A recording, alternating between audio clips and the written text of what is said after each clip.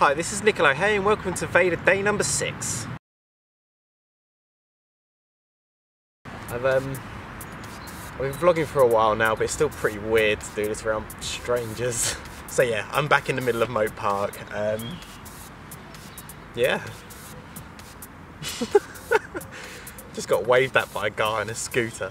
I uploaded Vader day number 5 quite late last night. I apologise for that. I was up at 2 in the morning, I was drunk and I was editing, but I managed to get it done and I managed to get it out, so I'm pretty proud that I managed to do that. So even though I'm sorry, I'm not really sorry because you know, Vader's a bit crazy and I'm finding it quite difficult to do this as well as maintain an aspect of a social life and as well as work at the same time, etc. So I appreciate you guys sticking with me, and I do apologise that it went up a little bit late. So today I kind of want to talk about why shops have started closing down on the high street, etc., and give you kind of my opinion as to why that's happening and an experience that I went through on Friday, and it kind of highlights the problems that shops are having on the high street. I often hear people say things like, I don't know why shops are going out of business, I don't know why town is becoming so empty. But through some of my personal experiences, I kind of think that it's fairly obvious. One of the main things that high street shops need to start doing is competing with the internet. And for me personally, what's paramount for any shop, they have to provide an exceptional customer service on the high street now. There is no excuse for a subpar customer service. So I'm just going to talk through what happened to me on Friday, and it kind of highlights some of the issues that the high street shops are having. I went to town on Friday at lunch to purchase a ear stretcher because I want to go from 10mm to 12mm. I also wanted 2 metal or acrylic tunnels because once I stretch them, I like to have something solid in there to make sure that they heal properly. First of all, I talked to the guy about the stretcher and I purchased it even though it seemed a bit expensive. It was £6 just for the stretcher alone. But I understand that to a certain extent, you're paying for the convenience of having that product in your hand that day. So I didn't have an issue with the £6, that was fine. But when I talked to him, he said that the tunnels that I wanted were £10 each, and all they were just black metal tunnels. That was it, nothing major. I thought at the time that was overly expensive, but again, I was just kind of happy that I would have those products in my hand that day so I can go home, and I was going to stretch them this weekend. When he looked for the tunnels out back, he found out that he didn't have them in stock and that we'd have to order them in, which would take a week. Again, I wasn't overly happy with this, but I paid the £26 and I left the shop, and I thought that would be it, and in a week's time I'd get my tunnels through. When I got back to the office, I looked online to find out if I could find something similar and find out how much it would cost and when I expect to receive delivery, etc. So I found out I can get them faster and cheaper online. Towards the end of the workday, the body piercing place phoned me again and said that each of the tunnels would cost another £5 each.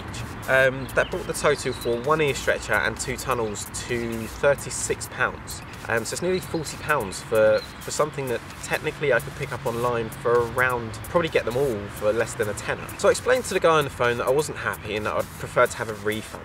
He then proceeded to talk over me, he got quite agitated, and he tried selling me the product even though I just told him that I wasn't interested and that I'd prefer to have a refund.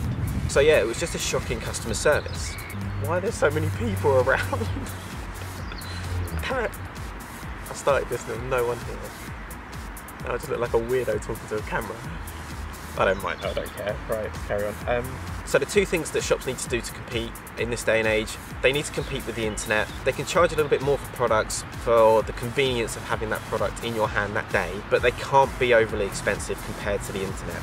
The second thing they need to do is provide an exceptional customer service. It's not acceptable for a shop to provide a subpar customer service. Something else they should probably also do alongside that is they should probably open an online store just to supplement the main shop. But if a shop isn't competing, if they're not providing a good customer service, if they don't have an online shop, then I can see very clearly why shops on the high street are closing down. But yeah, that's just my opinion on why I think shops are struggling. If you have a different opinion, or if you think I'm wrong, or if you agree, pop some comments below and we'll kind of get a back and forth going, because I'm not sure if I've just overly simplified this.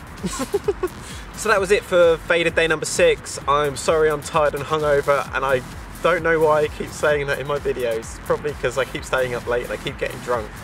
But I don't do it that often, I promise. So yeah, I'll see you tomorrow for day number 7, you cheeky beaver.